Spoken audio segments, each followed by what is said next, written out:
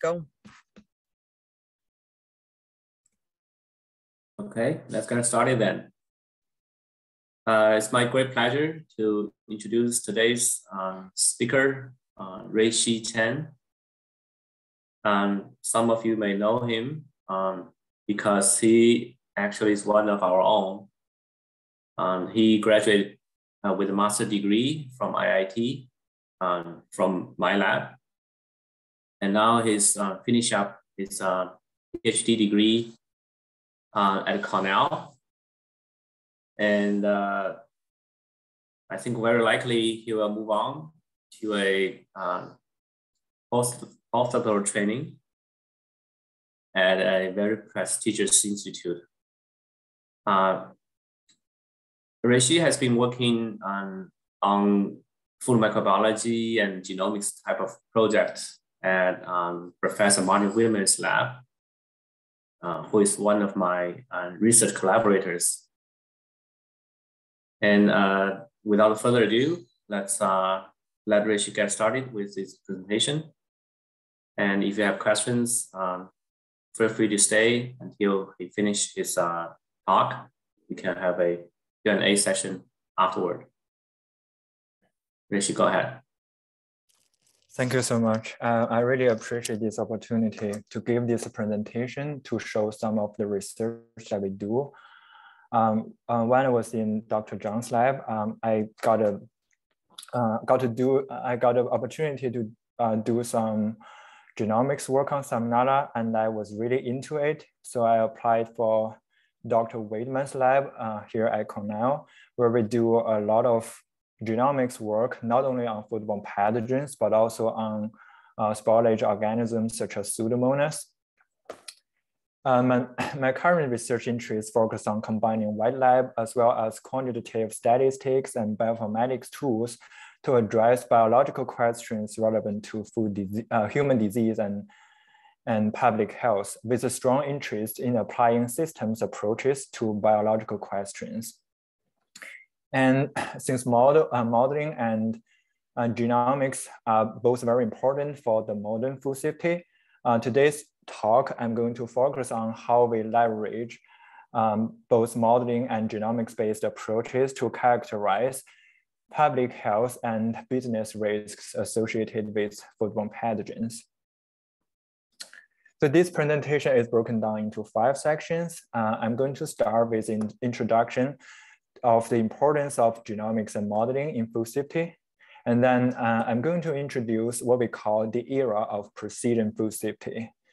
And then I will get a bit more concrete and talk about some research we conducted as part of our efforts towards the precision food safety.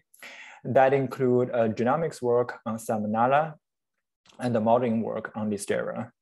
And then I will have some conclusion remarks.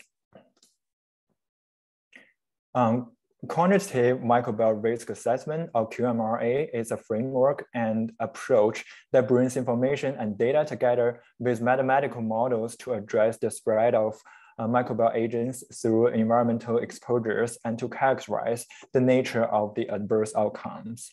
QMRA typically involves 4 steps. Hazard identification refers to the identification of microbial agents that we want to control. Exposure assessment estimates dose or distribution of doses for an exposure. The dose response analysis provides a quantitative relationship between the level of microbial exposure and the likelihood of the adverse effects. And finally, risk characterization integrates in exposure assessment and dose response analysis for estimating the risk, uncertainty, and variability of the adverse outcomes. Whole genome sequencing, or WGS, is a fast and affordable library procedure that determines the order of bases in the genome of an organism in one process. Basic steps of WGS include DNA extraction and sharing, library preparation and sequencing, as well as sequence data analysis.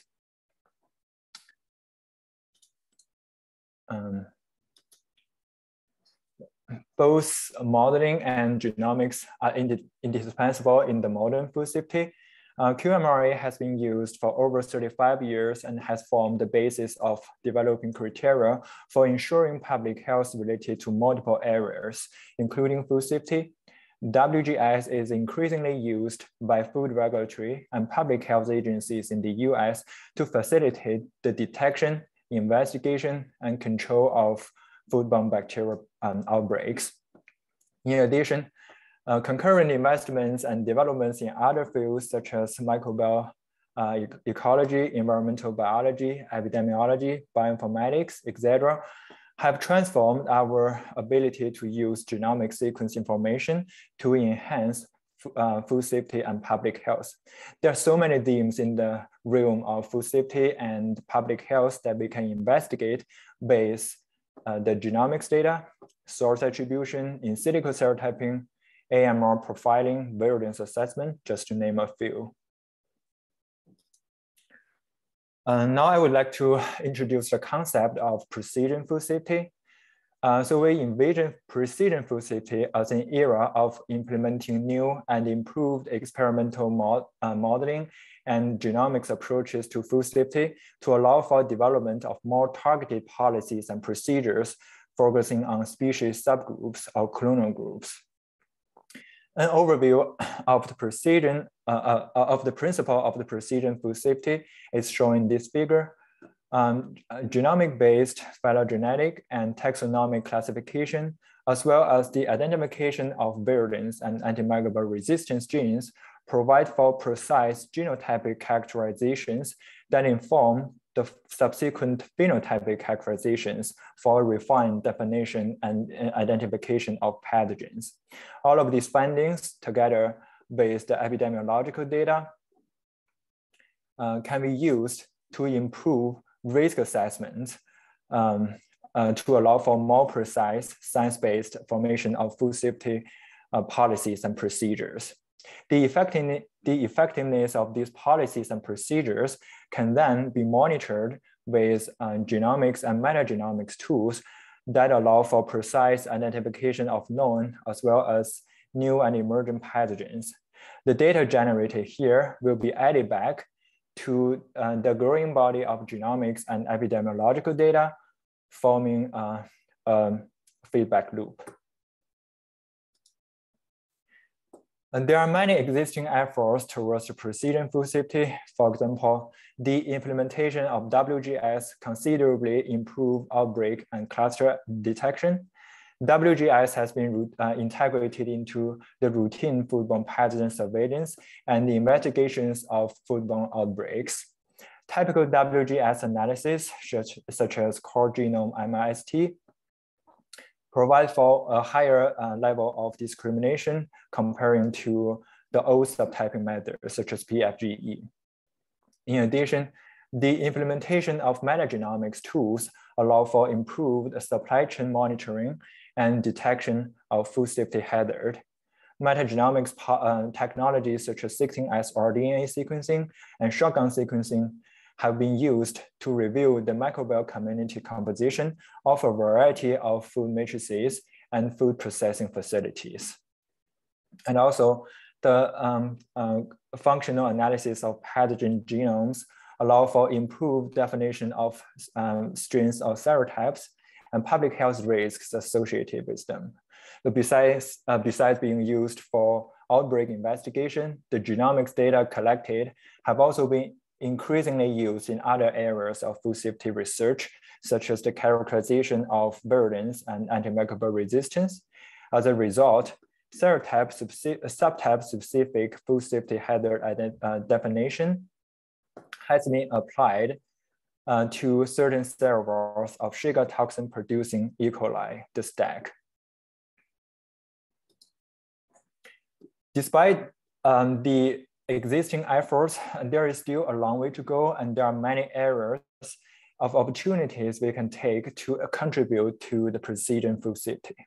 I'm going to mention two areas that we currently focus on, and then I will describe how we approach our proposed goals through a couple of research works we conducted.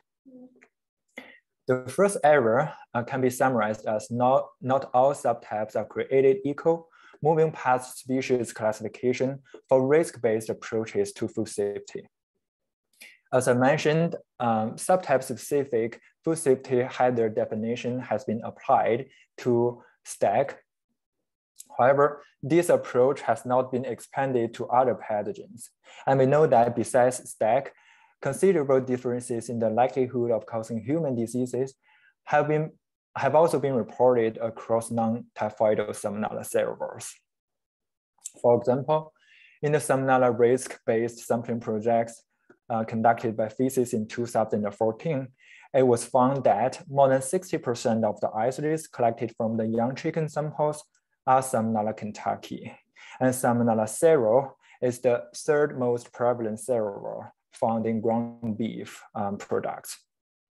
However, these two cerebrals are not among the top 20 cerebrals causing culture-confirmed human salmonellosis. So clearly that they are not as infectious and or virulent to human as compared to some other cerebrals with a lower prevalence. And so targeting at controlling cerebrals such as Kentucky and Sero is not ideal for maximizing the public health impact. The second area can be summarized as stepping out of the risk management dilemma, optimizing the allocation of resources while co-managing public health and enterprise risks. Currently, the zero tolerance regulatory policies are based on presence and absence of a hazard, such as Listeria monocytogenes, and not based on public health risks. However, we know that the infectious dose of a given pathogen needs to reach a certain level in order to cause human diseases. Taking this figure as an example, for subtype 1, which is a highly infectious subtype, the infectious dose needs to achieve about 1.7 log in order to have a 10% chance of making people sick. When it comes to subtype 4, which is a low infectivity subtype, the infectious dose needs to achieve almost 4 log in order to have a 10% chance of causing human diseases. Therefore, regulatory policies simply based on presence and absence of a hazard may result in increased food waste and costs for the food industry and consumers without necessarily achieving the desired public health outcomes. In addition, we know that risk management in food industries needs to control both public health and enterprise risks. However, the interventions that are most effective in reducing recall risks may not be as effective as in reducing public health risks. As we can see in this figure, there are ranges of contamination levels based on which the risk for human listeriosis is low, but the risk for recall risk, the risk of food recalls is high. Given the current zero tolerance policy, it is likely that some resources will have to be dedicated for reducing recall risks, which arguably would be better used for reducing public health risks. Foodborne illnesses are big issues in the US. Approximately 9.4 million episodes of domestically acquired foodborne illnesses due to known pathogens occur in the US each year. Among foodborne pathogens, non-typhoidal Salmonella or NTS and Listeria monocytogenes or L. mono represent a great public health concern. NTS is the leading cause of foodborne illnesses and deaths in the US. Although L. mono does not cause a huge number of illnesses, it has a high fatality rate of 16% and is the third leading cause of foodborne deaths in the US. Therefore, a constant improvement of control strategies and regulatory policies for a reduced risk associated with these two pathogens in food supply is among our main goals in the era of precision food safety. Now it's time to get a bit more concrete and talk about the research we do to fit our goals. I'm going to start with a genomics work on Salmonella that showcases how WGS data mining can be important for not only subtyping, but also understanding differences between subtypes within the same species. Salmonella is a gram-negative, row-shaped, facultatively anaerobic, non-spore-forming bacterium in family Enterobacteria ACA. It has two species, Salmonella enterica and Bungori.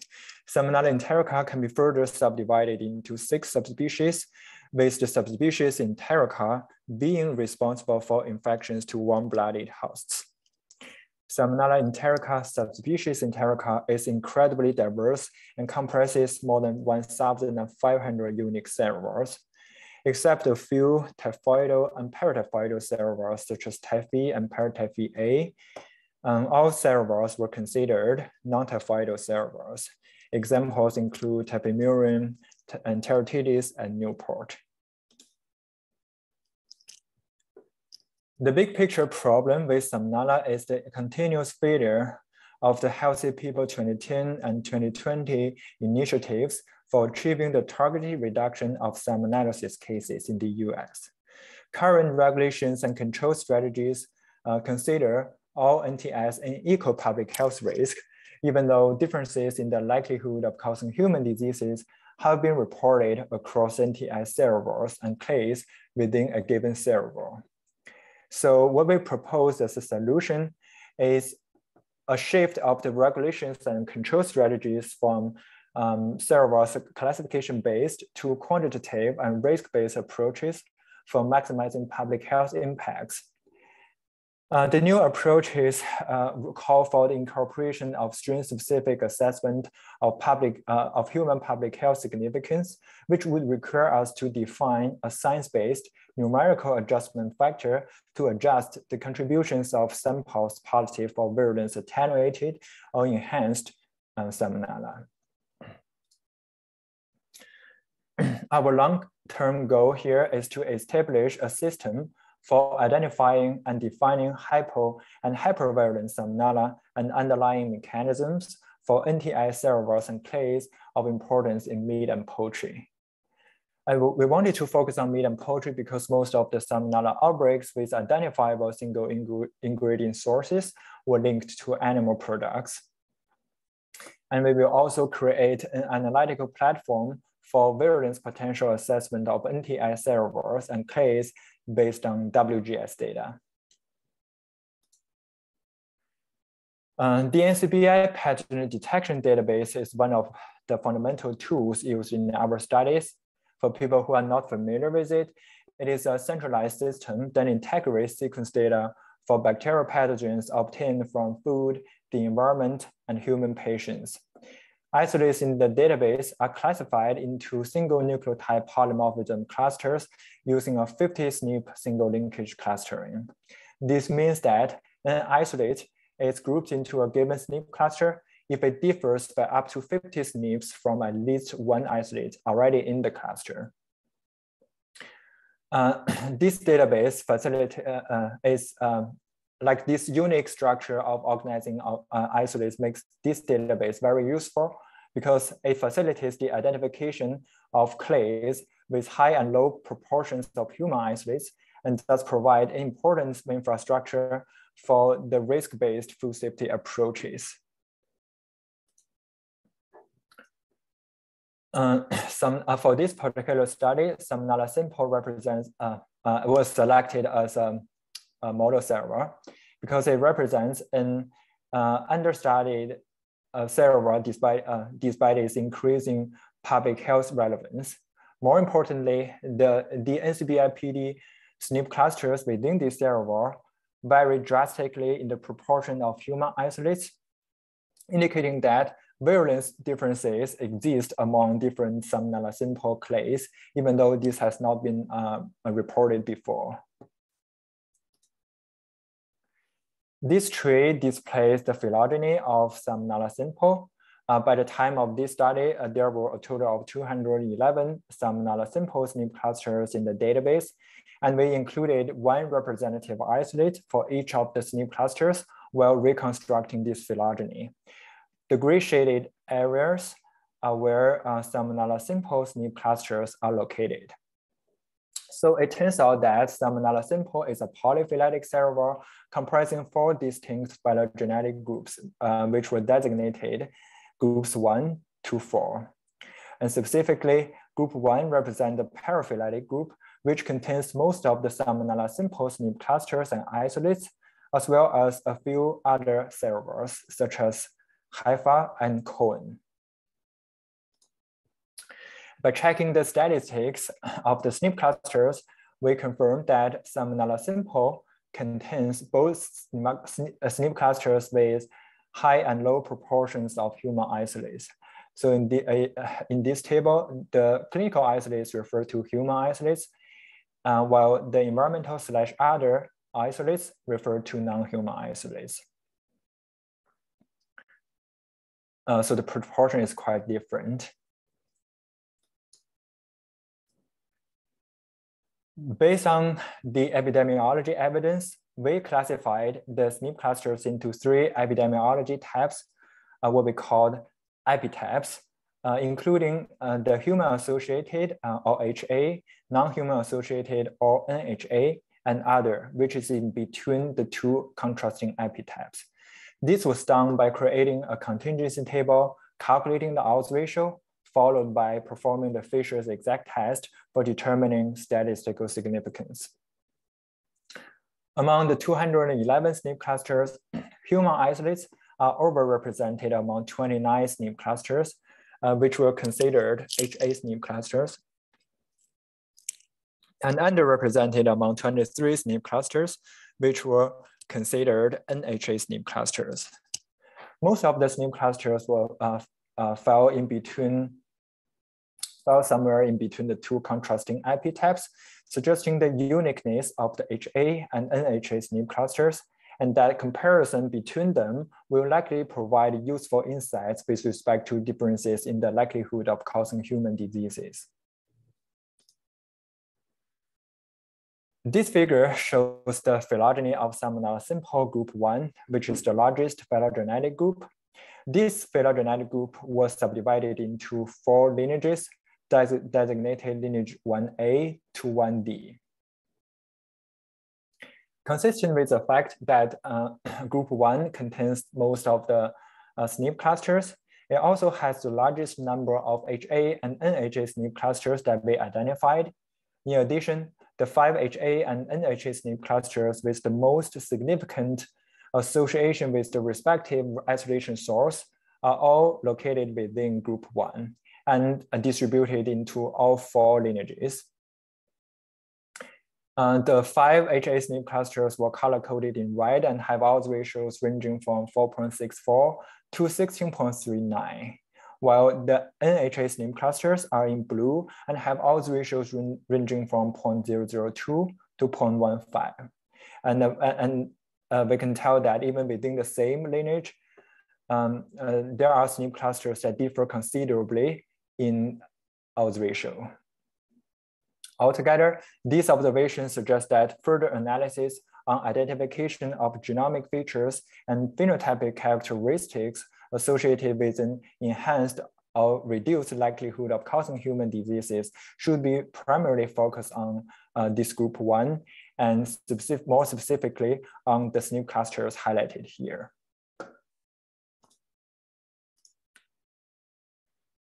The comparative genomics was performed between representative isolates selected from the highlighted HA and NHA SNP clusters to identify genomic features associated with their over or underrepresentation of human isolates.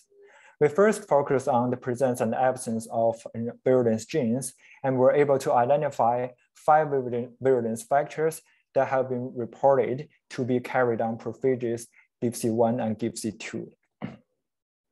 This indicates the potential of these 2 prophages to play a role in the human virulence of Salmonella simple.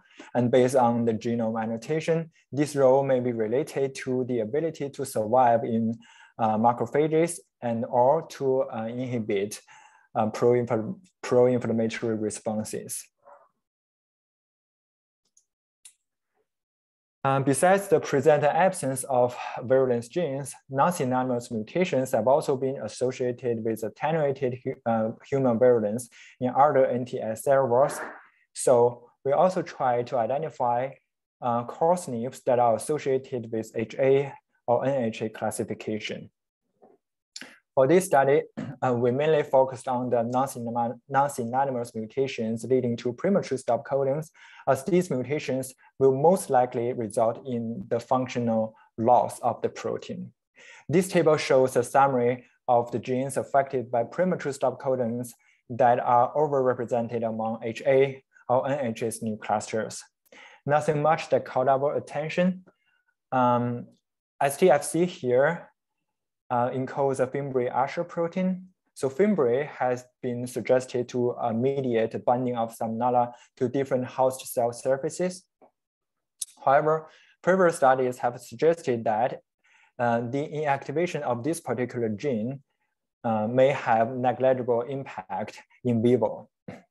And you may notice that this AVRA, which has been recognized as a virulence factor, its Yersinia homologue YOPJ has the ability to inhibit the phosphorylation and activation of NF-kappa B.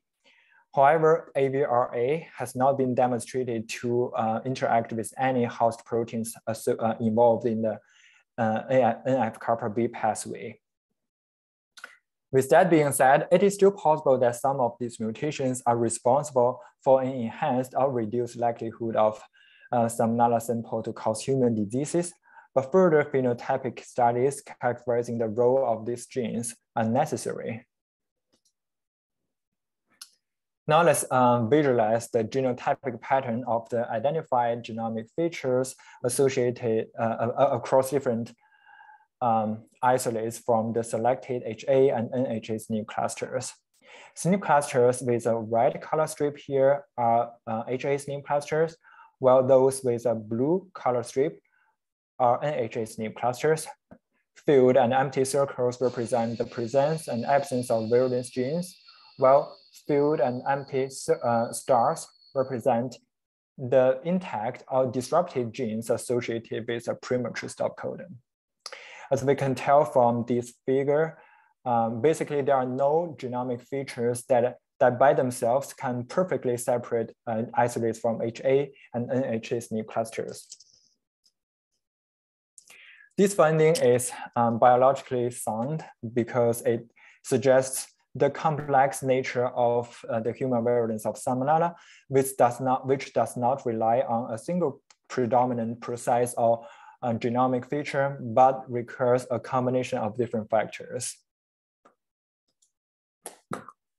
In the next step, we use the list of genomic features of interest. Basically, what we see, everything we see on the last slide, to guide our selection of phenotypic assays to, first of all, refine the definition of HA and NHA clades, and secondly, try to gain some initial mechanistic understandings of how the identified genomic features may confer an enhanced or attenuated human virulence. We focused on two distinct processes that are important for NTS infection here, the invasion of intestinal epithelial cells and the survival or replication in macrophages. We found that the ability of Salmonella simple strains to invade human intestinal epithelial cells varies across strains representing different lineages and is independent of their association with HA or NHA SNP clusters. In this figure, the recovery rate on the y-axis is used to represent the invasion efficiency. As we can see from this figure, the invasion efficiency is not significantly different between Salmonella simple strains representing HA and NHA SNP clusters. However, we observed a significant impact of lineage on the invasion efficiency, where strains representing lineage 1A show the highest level of invasion efficiency, and the strains representing lineage 1B showed the lowest level of invasion efficiency. And in addition, the strain that bears a premature stop codon in BGLA and BFF showed significantly higher invasion efficiency compared to strains that have intact BGLA and BFF genes. For the intracellular survival assay, we identify lineage and presence and absence of SOC1 as significant factors affecting the ability of some simple strains to survive in macrophage-like cells.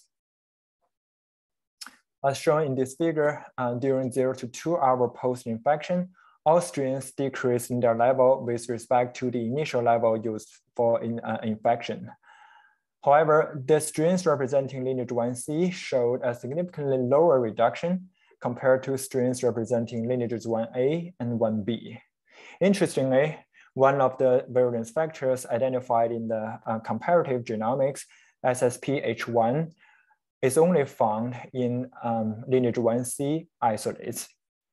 This gene encodes an E3 ubiquitin ligase that ubiquitinase host PKN1, which eventually inhibits the phagolysosomal fusion and may thus enhance the ability of intracellular survival. On the other hand, during 6 to 24 hours post-infection, the presence of another virulence gene, SOC1, turns out to be significantly associated with an enhanced intracellular survival of Salmonella sample. This gene encodes a superoxide dismutase and has been previously documented to play a role in Salmonella resistance to reactive oxygen species produced by phagocytic cells. Finally, I want to mention that no differences in intracellular survival or growth were identified between strains representing HA and NHA SNP clusters during all time periods whatsoever. Together with the results of the invasion assay, this suggests that there are limitations of using tissue culture assays for evaluating human virulence. Human virulence is such a complex phenotype that cannot be reduced to just the ability to invade or to survive intracellularly. It involves many other abilities, such as the ability to outcompete the commensal microbiota for nutrients, to utilize the alternative electron acceptors, to fine-tune the pro-inflammatory responses, etc. To wrap up, our findings do illustrate challenges of identifying and characterizing human hypo or hypervirulence clades of strains across NTI servers, which is at least partially due to the limitations of phenotypic assays when evaluating human virulence. However, the identification of genomic features associated with HA or NHA SNP clusters, including genes such as SOC1, that were associated with an enhanced ability to survive in human macrophage-like cells, indicates that the proposed framework can be used to identify genomic features associated with NTIs clades with differential human virulence and to generate hypotheses for understanding the contribution of the identified genomic features to an enhanced or attenuated human virulence. The next step of this would be to expand the framework to other NTI servers as we develop strategies for industry and government agencies to modify current performance standards and risk assessment models, where numerical virulence modifier could be incorporated to adjust the contribution of samples positive for hypo or hypervirulent Salmonella. As a simplified example, with the current performance standards, the vaccine will be designed solely based on the prevalence of the servers. This means that Kentucky SD152 will be one of the subtypes to be vaccinated against. However, after we apply the adjustment factors, Kentucky ST152 will have a low adjusted prevalence. And so the vaccination will be against Tapimurian Beta and Newport instead, which will likely have a higher public health impacts. Now for the rest of the presentation, I would like to talk about regulation policies and risk assessment from a slightly different angle and showcase how our research may be helpful for optimizing the allocation of resources while co-managing public health and business risks. So this is a modeling work we did on Listeria that illustrates the roadmap of how QMRA models focusing on enterprise risks can be developed and used to aid industry decision-making with implications to regulatory policies. Listeria monocytogenes is a gram-positive, roll-shaped, facultatively anaerobic, non-spore-forming bacterium that has been recognized as a foodborne human pathogen. It is the etiology agent for listeriosis, which is a potentially life-threatening disease leading to 260 deaths annually in the US, and mainly targets pregnant women who can pass it on to their newborns, the elderly, and the immunocompromised individuals. Firm-level decision-making on interventions targeting L. mono typically involves considerations of both public health and enterprise risks. Although public health risk assessment for L. mono have been published for different foods, decision support tools focusing on enterprise risks, such as recall risks, have not been largely developed. And to address this gap, we used cold smoked salmon as a model product to develop a tangible and scalable decision support tool that can help with L. mono risk management through predicting recall risks associated with L. mono contamination and the reduction in recall risks that can be achieved by different L. mono interventions. Before talking about the model, I would like to briefly clarify a few concepts in the context of risk assessment. Variability refers to the true heterogeneity of the study system, which cannot be further reduced, but can be better characterized. While uncertainty refers to the lack of perfect knowledge of the study system, which can be reduced by further measurements. In the background of risk assessment, it is important to know that key sources of variability is typically useful in identifying interventions, while key resources for uncertainty is typically useful for prioritizing additional data collection and our research.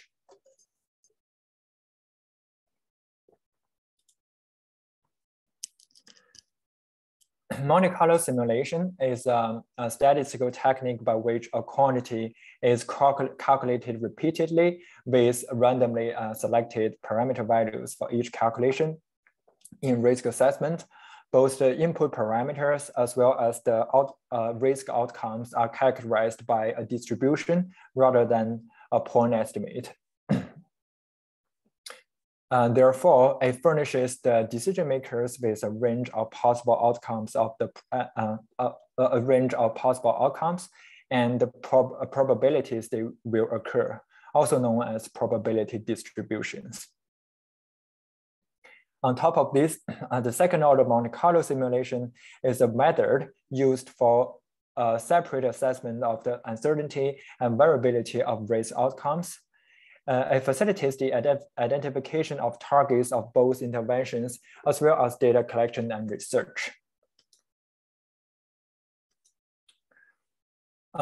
Here is a schematic of the model we developed, which was simply named recall risk model. The model encompasses 4 major sub-processes. The initial contamination of the products with L. mono, the die-off and growth of kinetics of L. mono on contaminated products, the sampling of the products by food regulatory agencies, and the testing of the product for the presence and absence of L. mono. In the model simulation, these 4 sub-processes are mathematically interconnected for estimating the recall risks. In our recall risk model, the recall risk is a lot level prediction, and it's defined as the likelihood of having at least one mono positive sample, given that a set number of samples are tested for a given lot.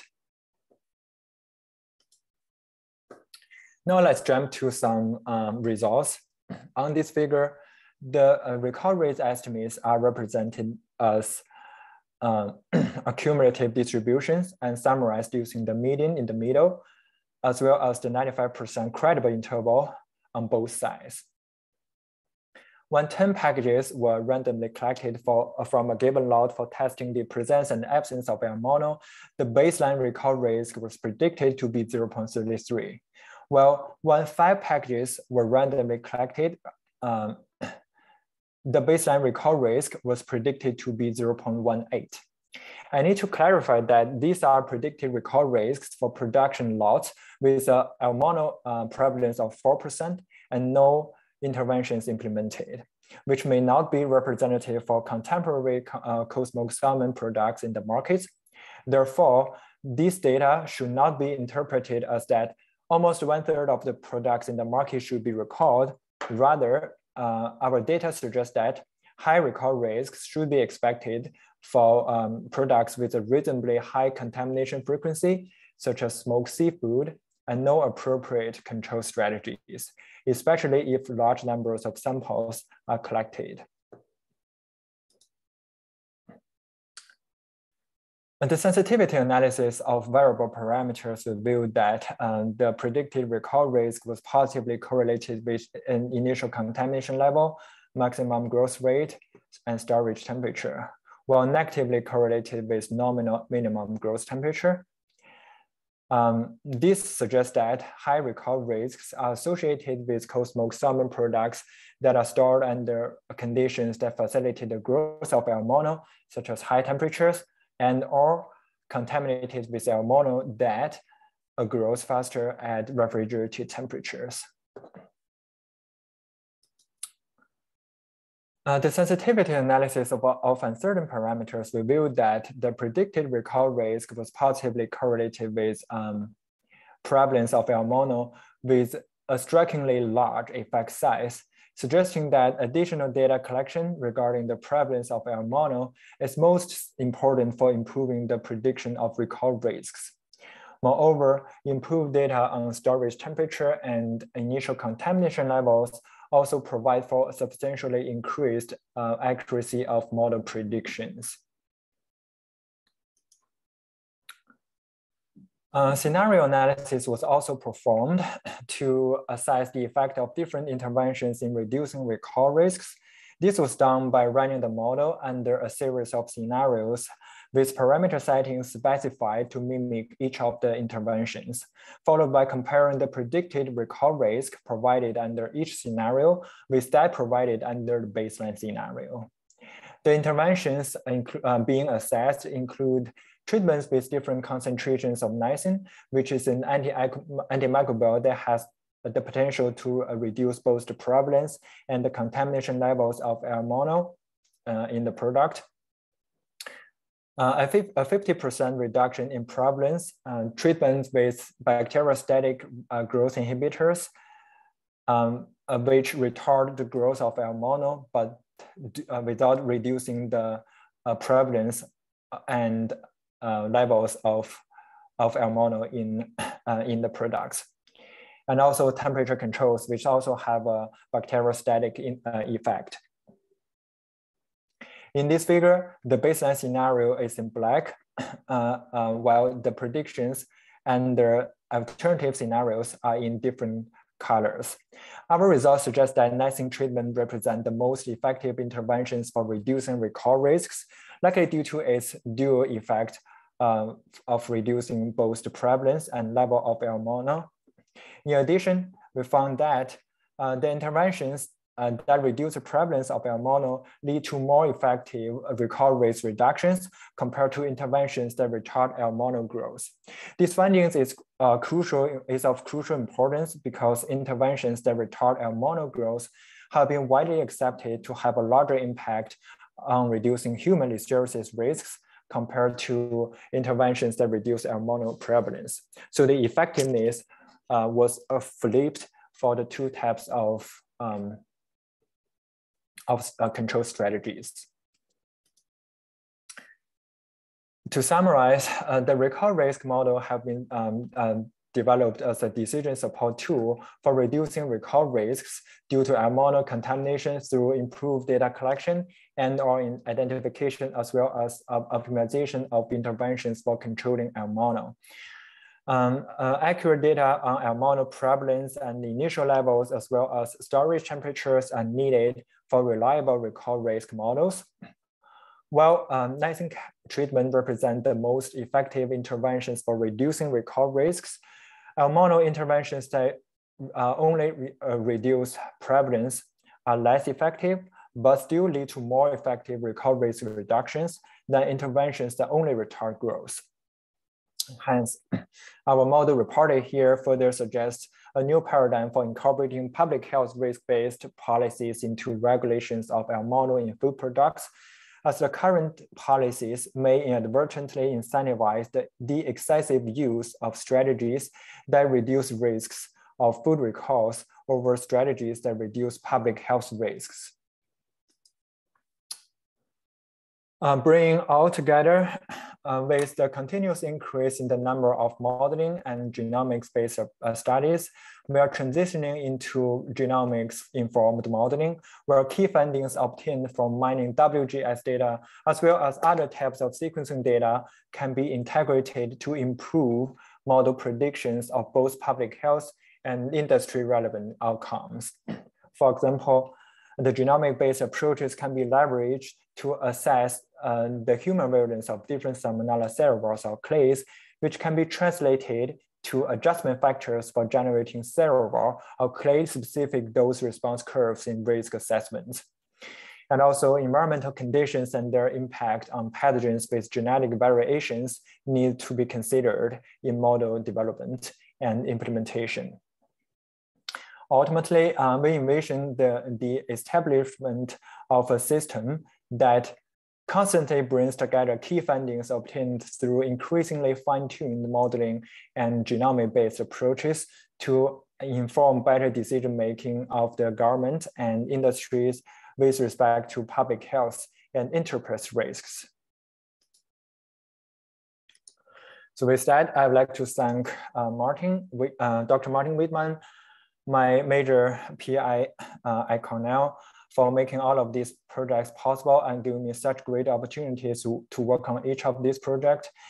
And I would like to thank my co-workers, Veronica and Renato, Rachel, Alexa, Sean, and Jordan for the endless help with different parts of the multiple projects. And I'd like to thank all of the lab members of the Wiedmann's lab, the FSL MQIP family. So I will stop here and thank you so much for listening, and I will be happy to take any questions. Thank you so much for an outstanding presentation. Does anybody have any questions? Go ahead, Bazad. Hello. Excellent presentation, Ruixi. I really enjoyed it. It was very comprehensive. I think, you tackled a couple of really important issues. I have a question about the zero tolerance. Mm-hmm. How do you think it persists in, when it comes to human health monitoring and regulating? I'm sorry, do you mean why it persists or like? Yeah, why, for example, because it's almost impossible to do it. Mm-hmm. It's I think it's almost impossible, and then the resources that you need to be able to do that, to reach the pathogen to zero, I think it's I don't know, it's huge. So why do you think the agencies persist on this policy? I think it's, I don't know, it's like combining different factors. I mean, right now in the US, it is the zero tolerance policy, for example, for smoked seafood. But in Europe, the policy is slightly different. So they will allow for example, up to 100 CFU per serving, or like at the retail level. So they are slightly different across different countries. I know that there are some fluctuations in policies before 2018 or 2017, I guess. And then after 2018, it circled back to the zero tolerance policy. Yeah, I don't know why it will proceed, probably because it is traditional and like it is a convention, and like people just care so much about human hysteresis or human analysis. Things like that, like people value like, I don't know, really trying to knock down the risk to the risk of human hysteresis to zero. Mm-hmm. But that's actually one of the problems we are working on. We are trying to show to the food regulatory agencies or to the government that this is not actually this may not actually maximize the public health impacts. To like some new paradigms maybe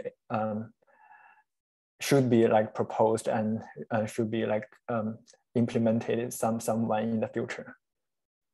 I think, you know, with your work, you have made a really good case against it, and to replace it with the better, more reasonable, you know, resource-based and human-based, you know, fact-based, I think, approaches. Another question I have, if I may, about what do you think could help us increase our ability to predict phenotypes of pathogens and other microorganisms, you know, that we are basically based on genome data, genomic data, all these sequencing that are coming. So what do we need, you know, to just based on the genetic information, we say, okay, you know, in addition to being, you know, antimicrobial resistant and then heat resistant, or, you know, growth rate this way. And so how can we add to the list of these phenotypes just based on genetic information? What do we need for that? Yeah, I think first, yeah, it also depends on what phenotypes you want to predict, right? So like, for example, we want to, a very complex, so phenotypes can be very complex or can be very simple. So if it is a relatively simple phenotype, such as, I don't know, a resistance to a given antibiotic, I would guess we just characterize the genomes with respect to antimicrobial resistance genes. And not only, I mean, the first step would be characterize the genome with with known antimicrobial resistance genes that are existing in some well-known, well-established databases, and then maybe do some experiments like MIC experiments to like confirm that those antimicrobial resistant genes really confirm the resistance to antibiotics. And then we can establish a database or build a model based on that, where the model will take in the antibiotic, will take in the whole genome sequence and identify if there are any antimicrobial resistance genes in it, and then based on that, give a prediction of the phenotype. But if the phenotype is very complex, such as a human virulence, which is a super complex phenotype, and then it becomes a little bit more, it becomes more complicated. Like we have to characterize the genome with respect to virulence genes, but not only that, we may also need to do some phenotypic assays under human virulence relevant, human infection relevant conditions, and eventually we may need to include animal models. Yeah, I mean, animal models would be better than tissue culture experiments, but still cannot give you a definite answer for the potential of human variance. But that is definitely a way to go. Another thing is that we can build relatively more powerful models, like machine learning models, if you go down that road, where you don't really need to do all of the phenotypic assays or like using animal models. You just have a lot of genotypic features, and you can use that genotypic features to build some machine learning models and then train the models to make sure that model have a decent prediction, to make that model can make decent predictions, like it is sensitive enough and specific enough for making predictions, and use that model to give you an idea of the variance potential. But yeah, people definitely argue that if that is reliable, because you didn't include, if you don't do any phenotypic experiments, then people will definitely ask you that question. But there's also one way to go. Thank you. Thank you. Yes, thank you very much. Are there any other questions before we wrap up for the afternoon? No? Okay, well, thank you very much for attending, and thank you so much for an outstanding presentation. Enjoy the rest of your day, everyone.